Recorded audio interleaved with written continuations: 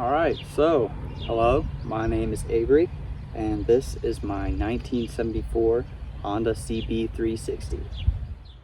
This is a custom build that I've done over this past winter of 2022 into a sort of cafe racer style, and I'm just going to do a video going through sort of everything that I have done and just a little information about the CB360 itself. I know when I was looking for one of these, this is exactly the kind of video I want, so hope you guys enjoy. It's definitely what I would call a 5 to 10 footer. I'm going to show you up close, but it's not as good looking as it is from this far away when you get up close. But I tried to keep this basically original, keep the spirit of the original with, you know, some of my own touches that I liked. So I suppose I'll show you the paint first. This is I think it's just a Krillon, something from Lowe's, and then it's got a Spray Max 2K clear over the top of it, and then I did the emblems in gold. You can see there. Start up front here with the wheels. Now don't look too closely. Like I said, 5 to 10 feet. I think each wheel is missing 2 spokes, but you can see here the rims and the spokes are black, which came like that when I bought it, and then I painted the fork lowers black this winter. You can see I chopped the original front fender and painted it with the same paint I used on the tank. Both fenders were pretty roached, pretty rusty, so I figured why not chop them up and paint them rather than throwing them away forever. Now moving over to the side over here, it's the original disc brake setup there. I do have new pads and a single stainless steel line. That stainless steel line runs up to this $15 eBay master cylinder with a electronic switch, not a hydraulic switch. So I made a little switch in there that routes where the hydraulic cable would have been on the brake line triple tree. It works amazing. Honestly, I was so impressed. The brakes, they feel better than my Goldwing. I'm actually confident in these 1970s disc brakes, believe it or not. Moving on up to the headlight.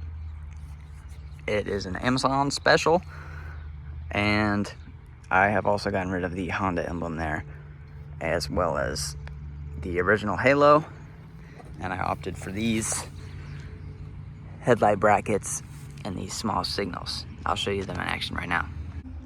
So with just the key switch power on, you can see we have this nice little halo, and then on the 74 360 you have the option of turning on the light, and we also have a high beam down there.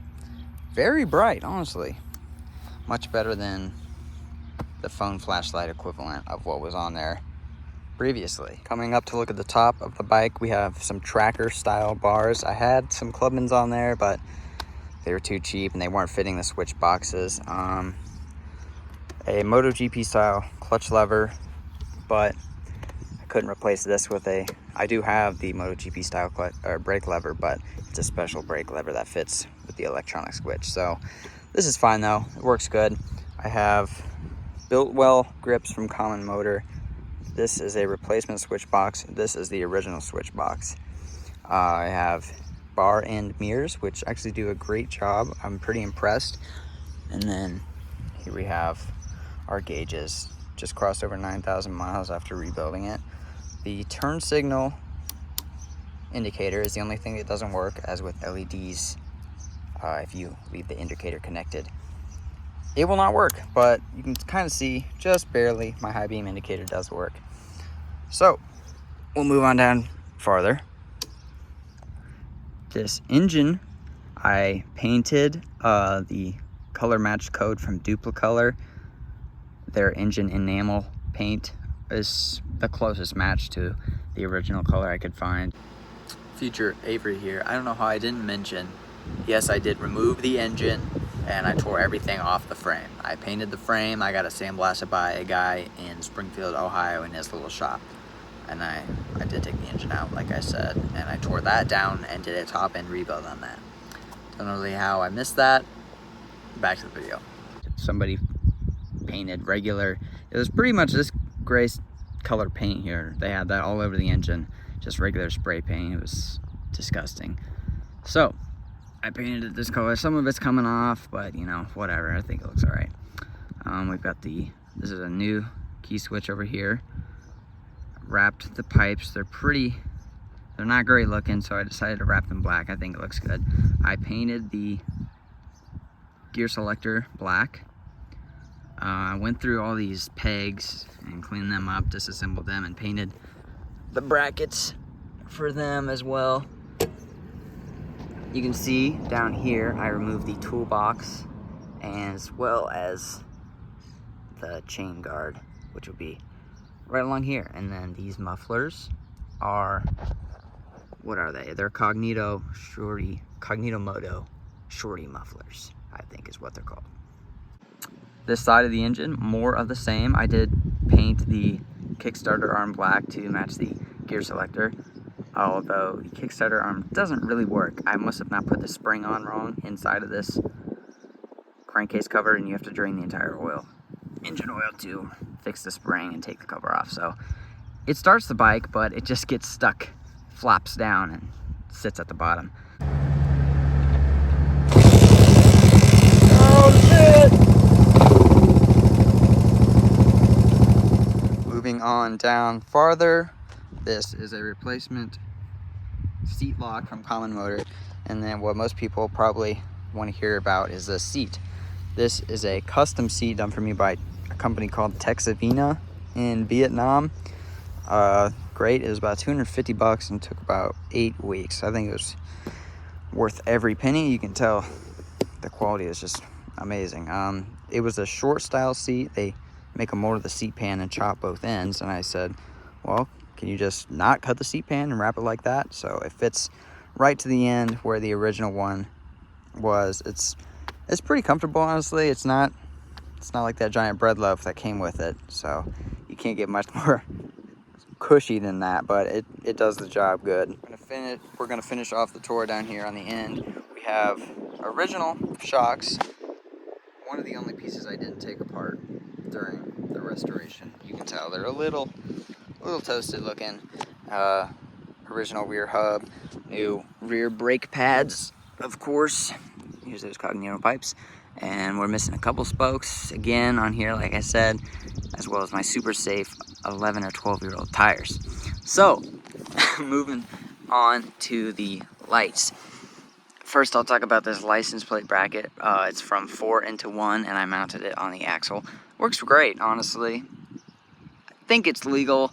I did throw this little plate light on there after some cops gave me some dirty looks, but you know, whatever.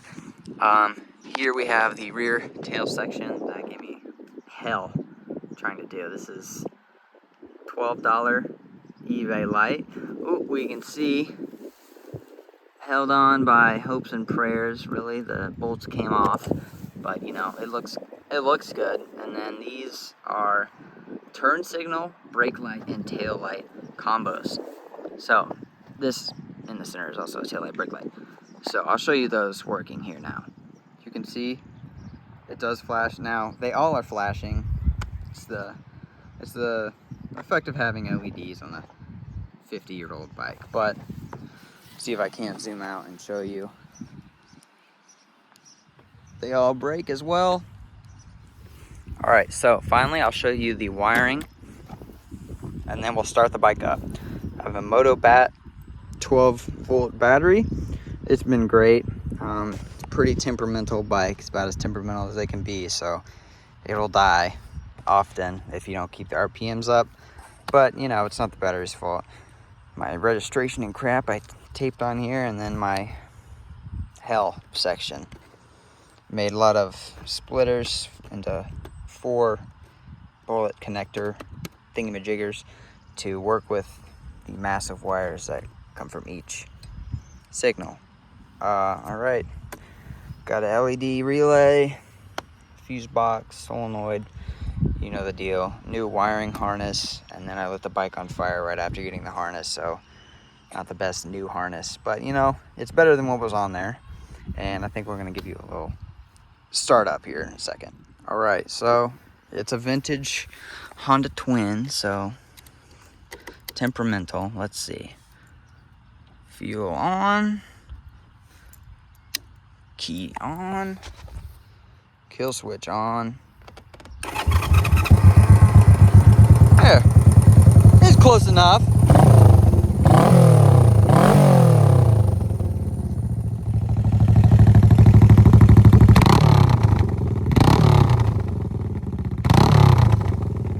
All right, so that was my 1974 Honda CB360. I don't have a name for it other than pain in the ass. It's really not what I would call a reliable bike. Unless you get one in good shape, then you're really gonna have no problem. It's never gonna not fire up eventually. It is a vintage Honda. Would I take it across the country? No. If you guys have any questions, want any links to any parts, I have it all. Just drop a comment.